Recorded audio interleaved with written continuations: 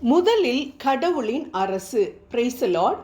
அனைத்திற்கும் மேலாக கடவுளின் ஆட்சியையும் அவருக்கு ஏற்புடையவற்றையும் நாடுங்கள், அப்பொழுது இவை அனைத்தும் உங்களுக்கு சேர்த்து கொடுக்கப்படும் என்று மத்தேயு எழுதிய நற்செய்தி 6வது அதிகாரம் 33வது வசனத்தில் இயேசு கூறுவதை நாம் பார்க்கின்றோம். கடவுளின் அரசை தேடும் பொழுது எதை உண்போம், எதை உடுத்துவோம் என்பதை குறித்து நாம் கவலைப்பட வேண்டிய அவசியம் இல்லை. ஏனென்றால் வாக்கு மாறாத தேவன் நாம் பிரயாசப்படாமலே இவை அனைத்தையும் நமக்கு கூட்டி கொடுப்பார் என்பதை நாம் நினைவில் கொள்ள வேண்டும். உலகத்திலேயே விலை உயர்ந்த காரை நான் வச்சிருந்தேன், ஆனால் இப்பொழுதோ வீல் சேர் தான் என் வாகனமாக மாறிவிட்டது. வெற்றியின் உச்சத்தை தொட வேண்டும் என இந்நாள் வரை பாடுபட்டேன், ஆனால் இப்பொழுதோ என் வாழ்க்கை இந்த 4 சுவர்களுக்குள் அடங்கிவிட்டது. உலகத்திற்கு பின்பாக சென்றது வீண் என பெரும் பணக்காரர்களும் தலை சிறந்த தலைவர்களும் நடிகர்களும் தங்கள் கடைசி நாட்களில் பேசியதை பார்க்கும் பொழுது, விவிலியத்தில் சாலமோன் ஞானி கூறிய மாயை மாயை அனைத்தும் மாயை, சபை உரையாளர் 12:8 என்பது எவ்வளவு உண்மை என புரிந்து கொள்ள முடிகின்றது. நாட்களை எண்ணும் அறிவு நமக்கு இருந்தது என்றால் நாம் ஒவ்வொரு வினாடியையும் வீணடிப்போமா? இந்த நாட்கள் பொல்லாதவை, ஆகவே காலத்தை முற்றும் பயன்படுத்துங்கள். எபேசியர் 5:16 என்று புனித பவுல் கூறுகின்றார். எந்த ஒரு மனிதனுக்கும் தன் மரண நாள் எது என்று தெரியாதபடி மிக இரகசியமாக அது வைக்கப்பட்டிருக்கிறது. அதனால்தான் அதிக நாட்கள் நாம் உயிர் வாழப் போகிறோம் என்ற நினைப்பில் மனிதன் தன் மனம் போன போக்கில் வாழ்ந்து கொண்டிருக்கின்றான். பிறரது அமைதியையும் கெடுத்து கொண்டிருக்கின்றான். ஆனால் வாழும் ஒவ்வொரு நொடியையும் ரசித்து நம்மை படைத்த தேவனுக்கு நன்றி கூறி அவரிடம் போய் சேரும் நாளை பாக்கியமான நாளாக நினைப்பவர் வெகு சிலர்.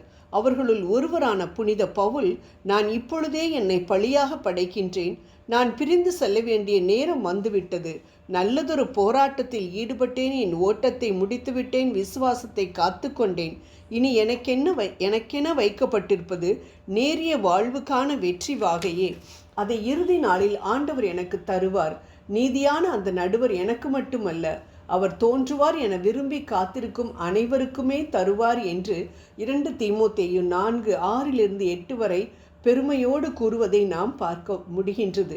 நம்மால் கூற முடியுமா? அவரை போல நல்ல போராட்டத்தை போராடினேன், விசுவாசத்தை காத்து கொண்டேன், அதற்கான வெற்றி வாகையை பெற காத்திருக்கிறேன் என்று.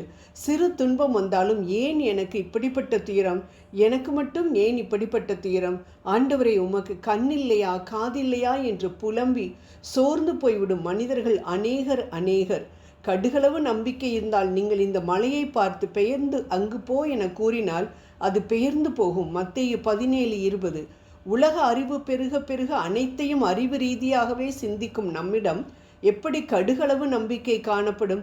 மரித்த லாசருவுக்கு உயிரை கொடுத்த தேவனுக்கு எனது சாதாரண வயிற்று வலியிலிருந்து குணத்தை கொடுப்பது எவ்வளவு லேசான காரியம் என்ற சிறிதளவு நம்பிக்கை காணப்படுவதில்லை. ஏன்? புனித பவுல் வெற்றி வாகையை பெறுவதற்காக தான் ஒரு நல்ல போராட்டத்தை போராடினேன் என்று சொன்னது செல்வத்தை சேர்ப்பதற்கும் பதவி உயர்வுக்கும் படிப்பிற்காகவும் அல்ல. நல்ல செல்வந்தனாக இருந்து தன் வாழ்வை அர்ப்பணித்த புனித பவுல் யூத சட்டங்களையும் நெறிமுறைகளையும் கற்றறிந்த ஒரு பேரறிவாளி.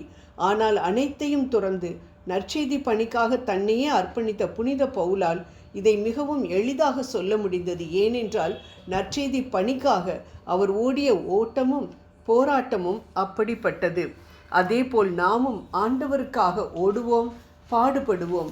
உலகத்தின் பின்பாக செல்வதை நாம் முழுவதுமாக மறந்துவிட்டு, ஆண்டவர்தான் எனக்கு முன் மாதிரி, ஆண்டவர்தான் எனக்கு ரோல் மாடல் என்று சொல்லி அவரை பின்பற்றினோம் என்றால் பேரின்ப வாழ்வை நிச்சயமாக பரிசாக பெறுவோம். ஜெபம் செய்வோம்.